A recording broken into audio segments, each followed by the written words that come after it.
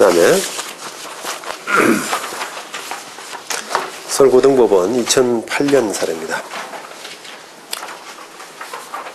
자, 이것도 이제 이게 판례 변경되고 나서 이게 공동저당 후 멸실 신축 건물에 대한 법정지상권, 이게 문제된 건데, 자, 이제 뭐 판례 변경됐으니까 기본적으로 법정지상권이 없다 이렇게 돼버리잖아요. 그러니까 건물 소유자, 이게 철거 사건의 피고들이죠. 건물 소유자들이 항변을 해야 되는데,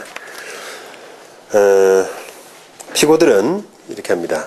피고들 주장이 원고가 경매에 관한 전문가로서 이 사건 건물과 같은 사례에서 법정지상권이 성립되지 않는다는 취지로 대법원 판결이 변경되었음을 기화로 이 사건 토지를 경락받고 건물의 철거를 구하고 있는데, 뭐 토지를 8억 2천에 낙찰 받았는데 건물 철거 후에 나대지로 토지 매도하면은 16억 내지 21억 정도는 받을 수 있는데, 뭐 피고들은 원고로부터 이 사건 토지를 19억 정도에 매수하려고 하고 있는 바, 뭐 이런 철거 비용, 그 다음에 건물이 신축한 지 10년밖에 안 됐다는 점, 이런 사회경제적인 손실, 이런 것들을 감안하면은 100명이나 거주하고 있는 주민 이 건물의 철거를 구하는 것은 권리남용에 해당한다. 이런 취지로 지금 이제 항변을 했죠. 근데 법원은 이 권리남용죄이 참 많이 나옵니다. 그래서 사실은 뭐 계속 그런 권리남용이라는 게 사실 권리관계로서는 좀 불투명한 권리관계이기 때문에 다 적진 않고요. 다 권리관남용은 대부분 다 기각돼요. 받아들이지 않습니다. 그래서 여기에서만 권리남용을 제가 설명해 드리고 그러는 걸로 아마 다 이해하시면 될 겁니다.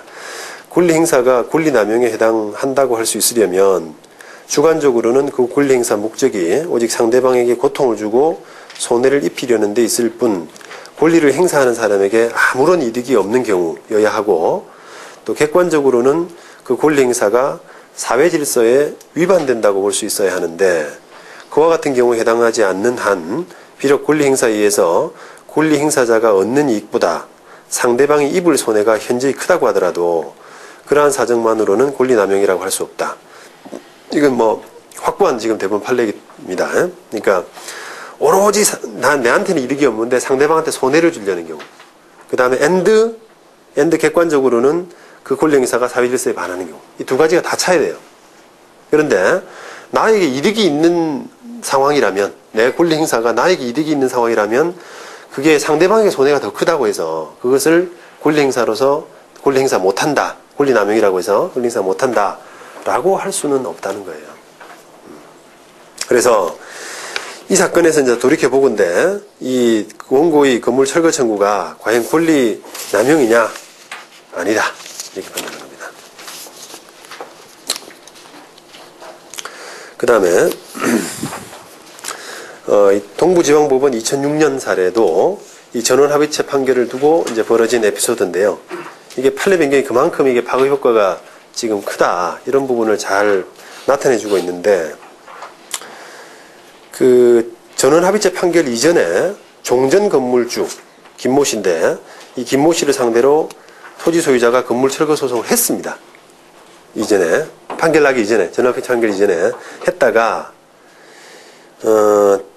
법정지상권이 이게 그때 당시는 이제 신축 건물 범위 내에서는, 신축 건물이라고 하더라도 구건물의 범위 내에서는 법정지상권이 성립한다. 그게 판례이기 때문에 철거 청구하고 그다음에 철거가 안 되면은 그 돈이라도 달라, 이런 식의 청구를 했다가 철거 청구는 안 될 것 같으니까 그냥 취하고 돈 달라는 청구만 유지를 해서 합의가 됐어요. 그런데 합의가 되고 나서 건물주가 바뀌었습니다. 김모 씨 이제 합의가 되니까 이 건물은 괜찮은가 보다라고 해서 피고가 취득을 했어요, 그 건물을. 그러자 판례 변경이 일어난 겁니다. 그러니까 다시 소송을 했어요, 이 사람이. 건물 철거해달라. 이런 사안에서 법원은 이 상대방의 지금 그 권리가 소위 이제 선행 행위와 모순되는 거동이다, 신의성실에 반한다. 앞선 행위와 모순되는 거동으로서 신의성실에 반하기 때문에 허용될 수 없다 라는 판단을 했습니다. 대충 이해는 되시죠, 그죠? 이게 이제 한번 읽어볼게요. 이게 뭐 상당히 의미가 있는데, 피고들, 특히, 여기 피고가 이제 이런 사건에서, 건물 철거 사건에서 피고가 되면은, 한번 주의하십시다. 이게 민사소송법상, 그 건물을 결국은 철거해내려면, 철거하려는 집행까지 갈 수 있으려면은, 그 건물 소유자로, 그 선물 소유자만 상대로 해서 철거소송을 해서는 안 됩니다. 그러니까 건물의 점유자가 별도로 있을 때, 세입자 같은, 있을 때는 퇴거소송을 아울러 하셔야 돼요. 아울러. 그래서 건물 소유자를 상대로 해서는 건물 철거소송, 그 다음에 건물 점유자를 상대로 해서는 건물 퇴거소송 해야만 그 판결이 같이 있어야만 집행이 돼요. 근데 건물 철거소송만 가지고 집행하러 들어갔는데 점유자가 다른 사람이 있다라고 하면은 집행불능이 돼버립니다. 그래서 두 개를 이제 같이 받으셔야 되고, 또 같이 받으시기 이전에, 본 판결을 받으시기 이전에 가처분 하셔야 된다는 거. 가처분은 건물 철거 사건의 가처분은 건물을 처분하지 마라. 처분금지 가처분. 그 다음에 건물 퇴거 사건. 비켜줘. 세입자들한테, 점유자들한테 비켜줘. 라고 하는 사건의 가처분 사건은 점유이전금지 가처분. 요게 항상 따라다닙니다. 그래서 요 사건도 지금 피고가 건물주 정모 씨인데요. 피고 정모 씨뿐 아니라 세입자도 같이 이제 피고가 된 케이스인데, 그 맨 밑에 줄 보시면 피고들, 특히 피고 정모, 새로운 건물주는 종전소송의 결과를 보고 이 건물을 매수하였을 것으로 보이는데, 지료만 납부하면은 철거 안 된다. 이런 신뢰를 가 있다, 이 사람은. 그래서 이 신뢰는 또 보호할 필요가 있다. 그 다음에 대법원 판결이 변경된 경우, 이 변경된 판결은 당연히 그 이전 사건에 대해서도 당연히 소급해서 적용되기는 하지만, 당사자 신뢰 보호를 위해서 불가피한 경우에는 이 변경된 대법원 판결에 소급표를 제한할 수도 있다. 그런 차원에서 등등을 고려해가지고 이 새로 그 철거, 퇴거 소송을 하는 것은 종전에 이 사람이 했던, 판결에서 합의하고 이런 했던 부분과 모순되는 이런 행동이기 때문에 신의 성실에 반한다라고 해서 권리주장을 인정을 안 했습니다. 이에 대해서 이제 원고는, 그 토지 소유주죠. 원고는 그러니까 그 원고하고 김모하고 그 판결을 받았는데, 그 판결은 지료에 관한 부분만 판단이다. 그리고 법정지상권 여부에 대해서는 판단이 되지 않았다. 그래서 기판력이 없다. 근데 바뀐 사람한테 기판력이 직접 미치지 않기 때문에 나는 주장할 권리가 있다라고 했는데, 법원의 판단은 기판력이 안 미치는 건 맞다, 나한테. 나한테 안 미치는 건 맞는데, 기판력 때문에 배척하는 것이 아니라 너는 신의성실 원칙에 맞지 않는 권리이기 때문에, 그 주장이기 때문에 배척하는 거다. 그렇게 해서 상세하게 이제 배척 이유를 설명을 했습니다. 그 현행 지금 기본 그 건물이 증축, 재축, 뭐 신축 이런 된 경우에 법정지상권이 성립하느냐라는 그 판례 틀은 기본적으로는 부건물의 범위 내에서는 성립한다. 다만 공동저당의 경우에는 특별한 어떤 다시 신축 건물에 저당을 해줬다든지 하는 특별한 경우 아니면은 성립하지 않는다.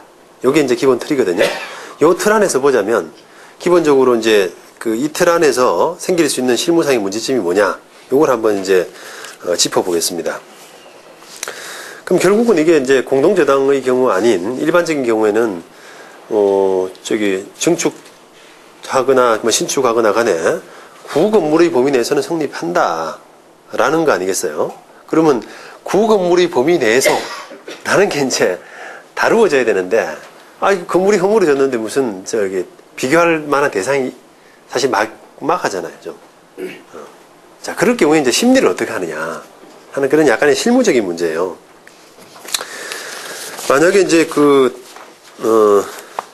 신건물이 구건물보다 좁다라고 하면 별 문제가 없겠죠.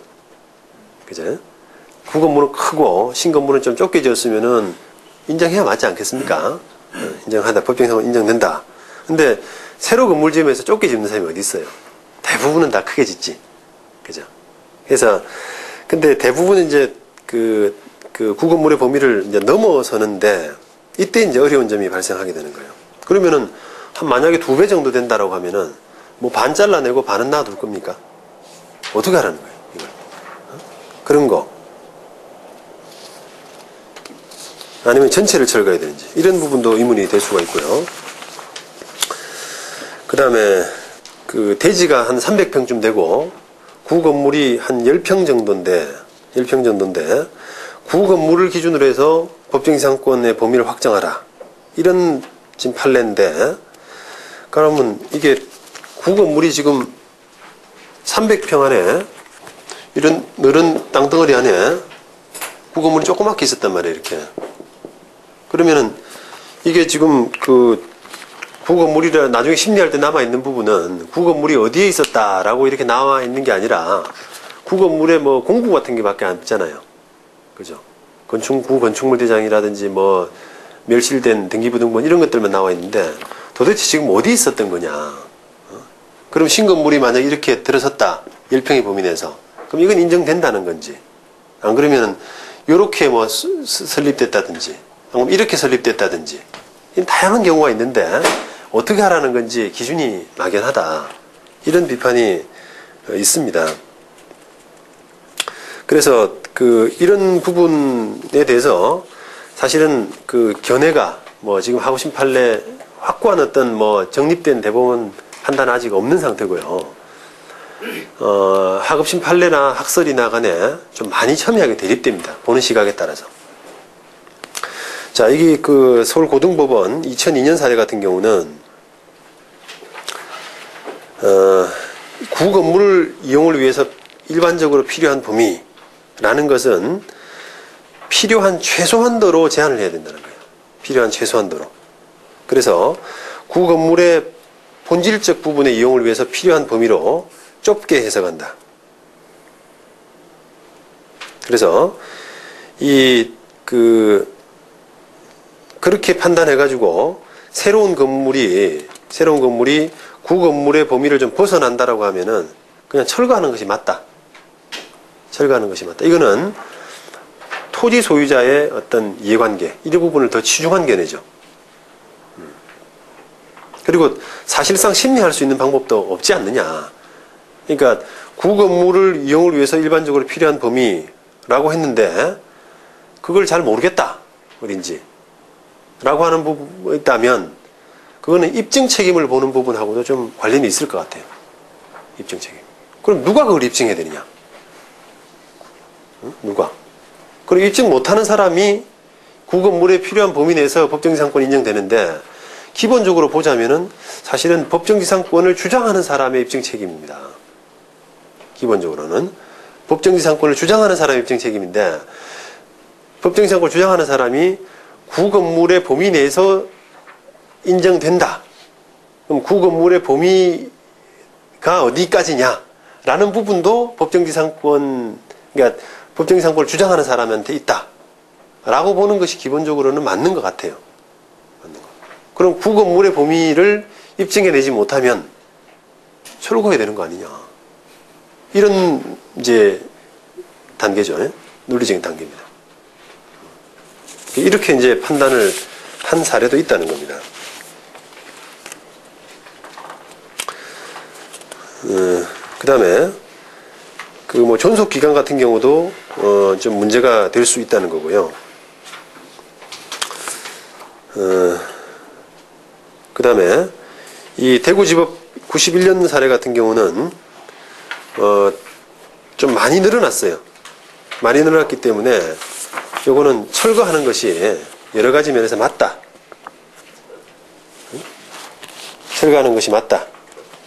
이게 구건물에 비해서 구건물을 위해서 인정된 법정지상권의 어떤 그 범위, 용법 이런 것들이 신건물 큰 건물이 들어섬으로써 그 용법 위반된 거기 때문에 법정지상권이 소멸 가능하다라고 하는 그런 판단입니다.